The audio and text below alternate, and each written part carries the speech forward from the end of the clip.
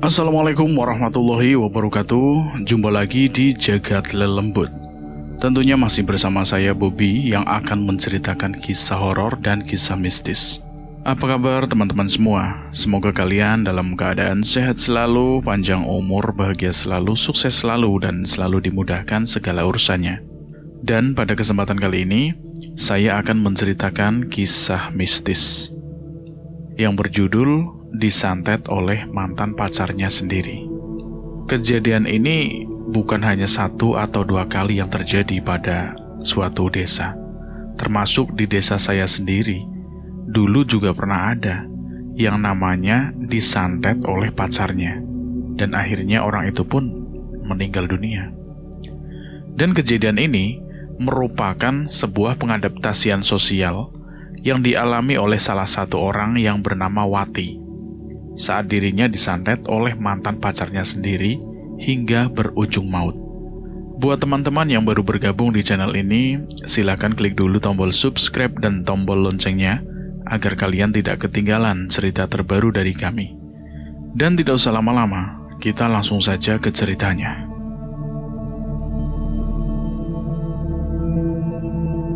Jagat Lelembut, disantet oleh mantan pacarnya sendiri.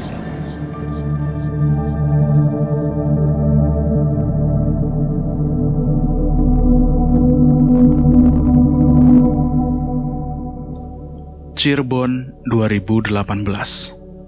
Wati merupakan seorang karyawan di salah satu perusahaan di kota Cirebon. Ia memiliki seorang pacar bernama Arif. Arif itu berasal dari Banten. Ia sendiri sedang merantau ke Cirebon dan memang dalam perjalanan hidupnya itu dipertemukan oleh Wati. Mereka berpacaran di awal bulan Mei tahun 2018. Awal-awal mereka berpacaran, tidak ada satupun kendala atau masalah. Keduanya masih dalam kisah percintaan yang sama seperti yang lainnya. Namun ketika memasuki bulan ketiga mereka berpacaran, orang tua Wati meminta kepada Arif untuk segera menikahi Wati. Alasannya adalah agar hubungan mereka bisa segera halal dan menjadi pasangan yang sah. Akan tetapi, saat itu Arif belum siap, dikarenakan dirinya masih banyak tuntutan dari keluarganya sendiri. Alhasil, orang tua Wati pun meminta kepada Arif untuk tidak berhubungan lagi kepada Wati sampai benar-benar dirinya siap untuk menikahi Wati. Arif merasa aneh dengan pola pikir orang tua Wati yang tidak sesuai dengan jalan hidupnya. Orang tua Wati juga meminta mahar yang sangat besar. Karena memang sudah sangat mencintai Wati, Arif pun meminta kesempatan kepada orang tua Wati agar bisa menikahinya. Orang tua Wati pun mengabulkan permintaan Arif. Arif diberi waktu 2 bulan agar bisa mengumpulkan mahar untuk bisa menikahi Wati. Dengan hati yang masih kecewa, Arif tetap harus bekerja agar bisa menikahi Wati.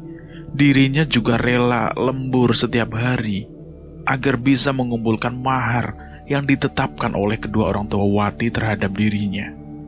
Bulan pertama saat Arif mengumpulkan mahar masih berjalan lancar. Arif juga tampak bersemangat saat dirinya mengumpulkan sedikit demi sedikit pundi-pundi uang. Namun tidak bagi bulan kedua. Arif merasakan kehancuran saat dirinya mengetahui kalau Wati ternyata telah dilamar oleh seseorang. Wati dilamar oleh seseorang yang kebetulan lebih mapan dari Arif sendiri. Hati Arif sangat hancur mengetahui pemberitaan ini. Bahkan dirinya tidak bisa berbuat apa-apa. Tubuhnya berasa mati seketika, jiwanya menjadi hampa, dan semangatnya pun semakin redup. Pengkhianatan yang dilakukan oleh kedua orang tua Wati memberikan luka mendalam bagi Arif sendiri. Di saat dirinya sedang berjuang untuk mendapatkan Wati, kini seluruh kenyataan hidupnya telah hancur, berantakan, akibat pengkhianatan yang dilakukan oleh orang tua Wati. Karena merasa sudah dipermainkan, Arif pun langsung mendatangi keluarga Wati dan meminta penjelasan terkait pertunangan Wati dengan orang lain. Saat Arif mengetahui kedua orang tua Wati Dirinya sudah tidak berdaya saat melihat jari manis Wati telah diselipkan cincin yang menandakan pengikatan dirinya terhadap orang lain. Arif sendiri meminta kepada Wati untuk menjelaskan hal tersebut. Namun Wati hanya terdiam. Ia bahkan tidak bisa menjawab segala pertanyaan yang dilontarkan oleh Arif kepada dirinya. Alhasil, orang tua Wati meminta kepada Arif untuk meninggalkan serta mengikhlaskan Wati karena memang Wati sudah dilamar oleh orang lain. Lelaki mana yang ikhlas ketika wanita pujaannya telah diambil oleh orang lain akibat pengkhianatan yang dilakukan oleh orang tua si wanita itu? Arif masih berdiri di hadapan rumah Wati sambil membawakan uang mahar yang diminta oleh kedua orang tua Wati sebagai bentuk perjanjian mahar yang telah disepakatinya. Air mata Arif menetes secara perlahan. Hatinya dipatahkan oleh pengkhianatan yang dilakukan oleh seorang Wati dan juga kedua orang tuanya. Makian dan cacian terus dilontarkan dari mulut orang tua Wati kepada Arif yang memang belum mampu untuk menikahi Wati. Bahkan orang tua Wati menyebutkan jika dirinya hanya menginginkan menantu yang mapan agar bisa hidup berkecukupan. Semua perkataan dan hinaan yang dilontarkan oleh keluarga Wati pun direkam oleh si Arif. Ia sendiri tidak bisa melakukan apapun selain membalaskan dendam terhadap pengkhianatan yang telah dilakukan oleh Wati serta kedua orang tuanya. Arif berusaha untuk menegakkan kepalanya, melanjutkan hidupnya, namun ia tidak akan lupa terhadap apa yang dilakukan oleh Wati terhadap dirinya. Cinta yang sudah bersemi kini berubah menjadi dendam yang begitu mengerikan. Di hadapan Wati dan juga orang tuanya, Arif bersumpah akan membalaskan dendam dan membuat Wati hidup dalam penderitaan. Arif juga bersumpah untuk tidak memaafkan seluruh keluarganya Wati, walau sampai sujud di hadapannya sekalipun. Karena dalam prinsip Arif, orang yang telah berkhianat adalah orang yang telah menciptakan kejahatan dalam dirinya sendiri. Arif pun pergi meninggalkan rumah Wati. Dengan hati yang kacau dan pikiran yang tidak tenang, Arif berusaha untuk membuat penderitaan yang sama terhadap dirinya kepada keluarga Wati sendiri. Keluarga Wati yang mendengar hal itu hanya bisa terdiam 1000 bahasa. Mereka menganggap jika yang dikatakan oleh Arif hanyalah omong kosong belaka. Sudah hampir 3 bulan semenjak hubungan Arif dan Wati terputus. Wati sendiri merasa tidak ada sesuatu yang membuatnya takut. Kini ia telah memiliki seseorang lelaki yang mampu menjaganya setiap saat. Orang tua Wati sangat bahagia dengan keadaan yang sekarang ini. Lelaki yang menjadi tunangan Wati ternyata lelaki yang cocok menurut kedua orang tua Wati. Lelaki itu bernama Tomo. Ia merupakan salah seorang karyawan perusahaan besar yang ada di daerah Kuningan, Jawa Barat. Semua keinginan yang diinginkan oleh orang tua Wati pun dapat dipenuhi oleh Tomo. Kuningan, akhir tahun 2004. Tepat di malam tahun baru, Tomo mengajak Wati untuk menuju ke sebuah restoran terkenal yang ada di daerah Kuningan. Alasan Tomo memilih daerah Kuningan sebagai destinasi wisata malam hari adalah karena lokasinya yang berada di dataran tinggi dan memiliki suasana yang sangat indah ketika malam bergantian tahun baru tiba. Mereka berdua sangat menikmati suasana tersebut, sampai-sampai lupa waktu hingga larut pagi. Tepat jam 2 pagi di awal tahun baru, mereka pulang ke Cirebon.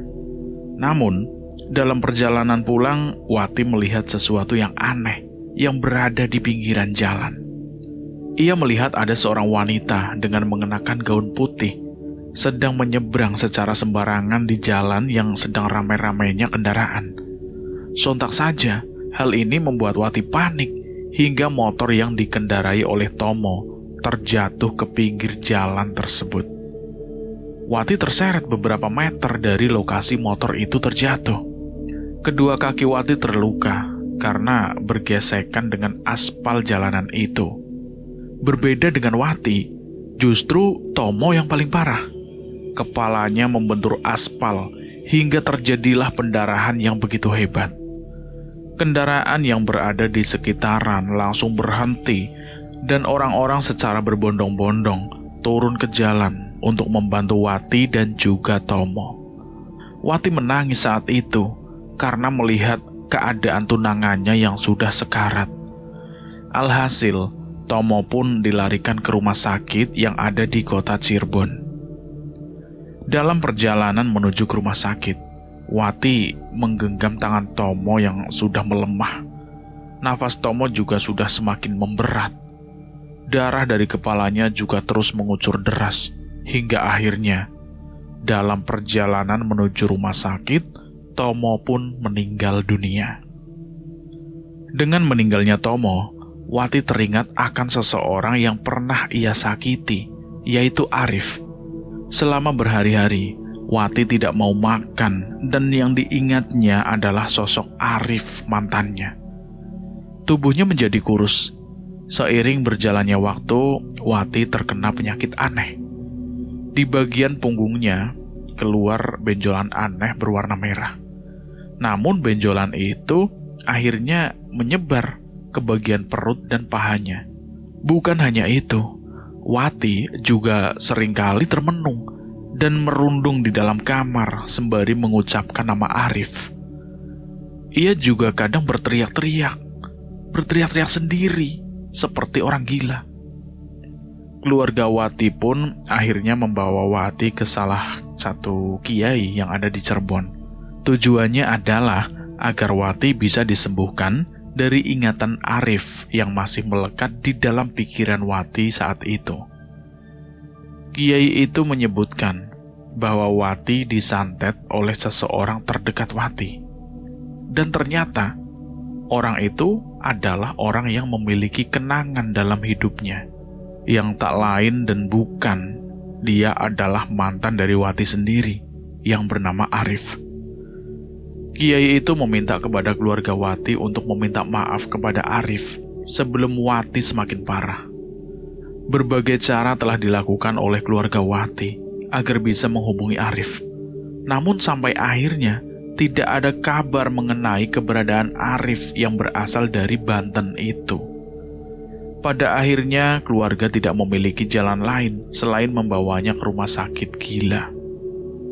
Namun tidak ada tanda-tanda dari kesembuhan yang dialami oleh Wati.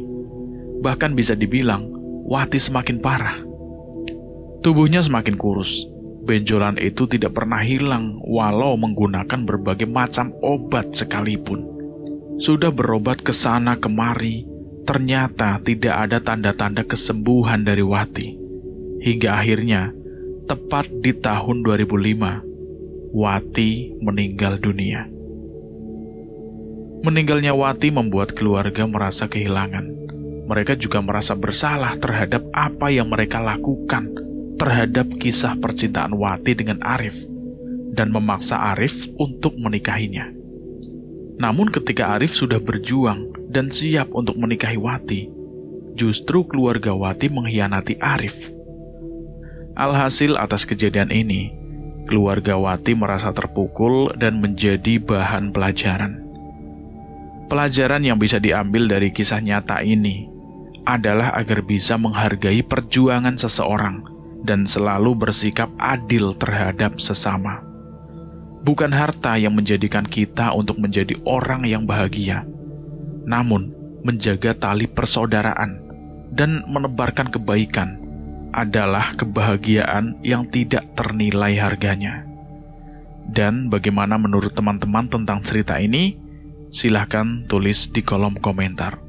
Cerita ini berdasarkan kisah nyata yang dialami oleh seseorang. Nama tokoh dan nama tempat kejadian itu semua sudah disamarkan demi privasi kita bersama, agar tidak ada hal-hal yang diinginkan. Dan terima kasih juga buat teman-teman yang sudah mendengarkan cerita ini sampai habis. Semoga kalian dalam keadaan sehat selalu, panjang umur, bahagia selalu, dan sukses selalu. Dan buat teman-teman yang baru bergabung di channel ini, silahkan klik dulu tombol subscribe dan tombol loncengnya, agar kalian tidak ketinggalan cerita terbaru dari kami. Dan saya, Bobby, pamit undur diri. Mohon maaf jika ada kesalahan kata. Akhir kata, wassalamualaikum warahmatullahi wabarakatuh. Jagat lelembut.